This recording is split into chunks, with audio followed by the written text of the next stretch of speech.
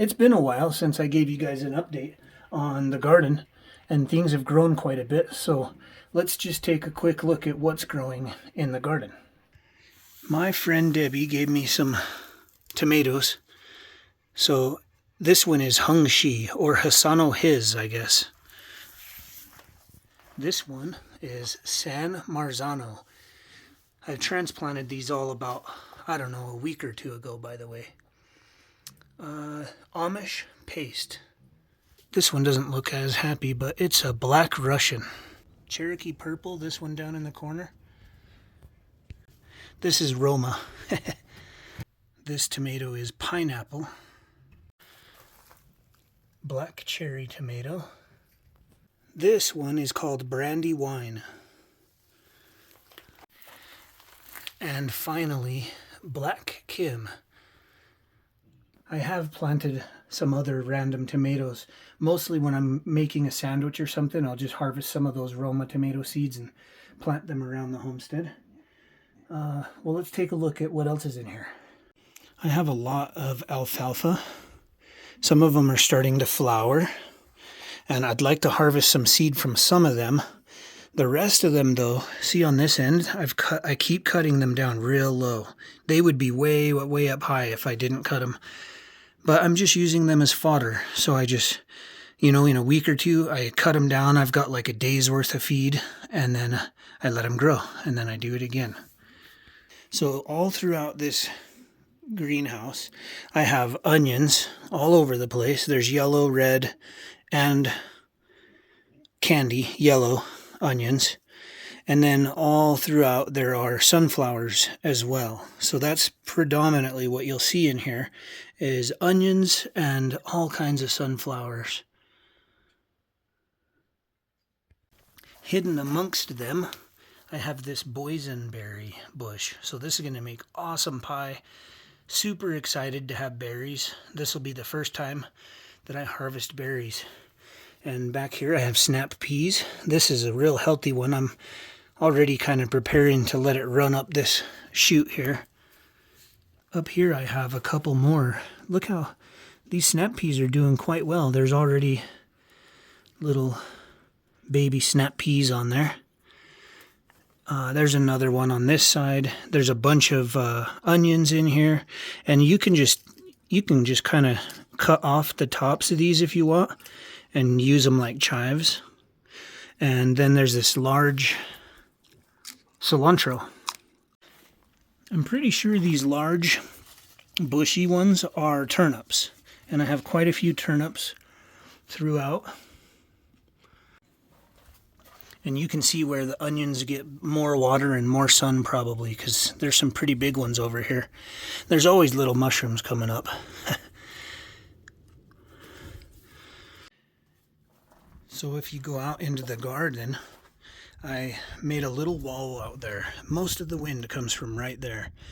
So that's going to do a huge justice to the garden, because the hugelkultures have quite a bit coming up on them. And as you can see, there's a lot of arugula out there. I made these little scarecrows to keep birds from coming in here too much. Should help a little bit.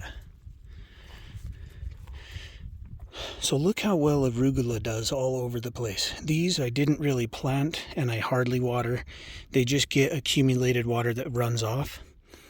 And that shows how well they do out here in the high desert you don't really need to water them much. So I've started to transplant some of them around the pond, and they kind of die off and then they bounce back, and there's probably 20 of them around the pond already. There are a lot of sunflowers and onions out here, and they're not doing as good as inside the greenhouse because you're not even supposed to plant yet. But I planted mid-February. So there will be a bunch of onions and stuff to harvest way sooner than normal. And then I can continue to plant more. And, it looks dry, but when you get down an inch, it's still wet. It's the same for this one. And then there's a little ditch or a swell all the way around the garden that I just planted. These are compost bins. And then there's, naturally I've had a bunch of, these are goji berry or wolfberry. They're native, And so they're popping up all over the place.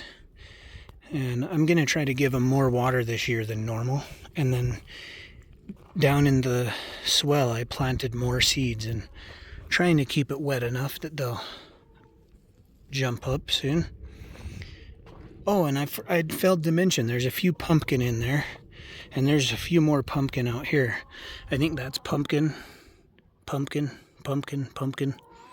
So those I'll be able to just kind of like, as it grows, I can kind of set it down on the ground and let it go. And, you know, this whole area will be like a pumpkin patch. And there's more swales. Planted all of them. I'll add more compost and more seeds as necessary. But look, you can see it's wet here. This is just from the rain. I didn't even water today or yesterday. So the swales that run to the pond, you know, goji berries and a lot of arugula and different things are starting to pop up. There's an onion down there. And then there's little sprouts all the way around the pond. Those will continue to grow. This is kind of going to be the focus for starting a food forest out here.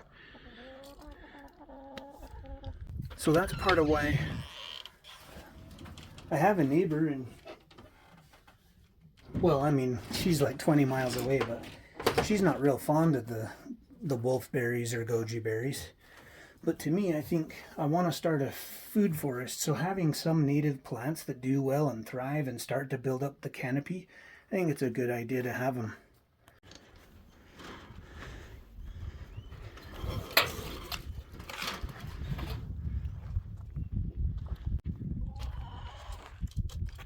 There's more swales and the apple tree. This is a Honeycrisp apple tree. Bouncing back.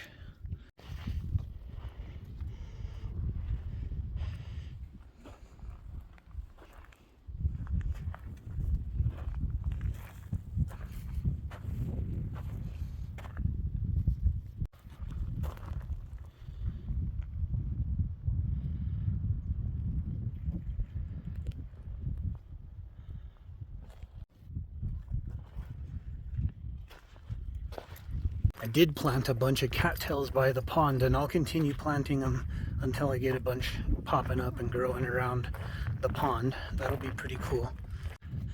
And then there's still the geothermal. I've had that beehive for a long time, and I just put in another one. I'm not sure if I'll be able to buy bees this season, but I might be able to score some, you know, that swarm. Aquaponics system is just banging out mint. I'm always cutting this down, and it just keeps on going. Keep growing duckweed in there. Look how big this arugula is. I just let it go because I want seeds. And there's some wildflowers in here. And again, a lot of onions, a lot of lettuces, and I use this as fodder too, so it grows really fast. This is freshly cut. It'll grow real tall in a week. I'll cut it all down. Just the big lettucey stuff, and it's fodder for the animals. And then in between, you know, there's onions, and there's some strawberries that I hope bounce back. I've been keeping an eye on them. It looks like they have the beginnings of some starts. I can finally see the seed pods for my broccoli. So imagine how much broccoli I can grow from. That should be thousands of seeds. If you bring at least one or two plants to seed, you know. And, and there's also, recently I recently planted a bunch of cantaloupe, vine peach, and other types of melons and squash and cucumbers. They're just not sprouted yet. But I think that basically some of this lettuce stuff is kind of a winter crop. And if I get a bunch of cantaloupe popping up, I can yank some of the lettuce out and rotate the crops and whatnot. But I kind of like to keep it covered as much as possible though, because it helps. It's like a canopy. It helps maintain moisture and whatnot in the soil. What are you doing?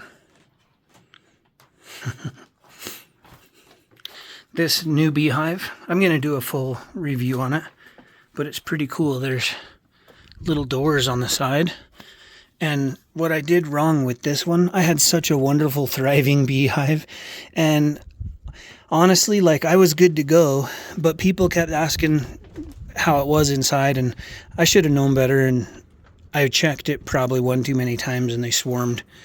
But on this side, what I can do is I can just go like this, and once the bees have built up, you know, there'll be comb over here and they'll be making babies or honey, and I'll be able to show you guys that without irritating the bees so much.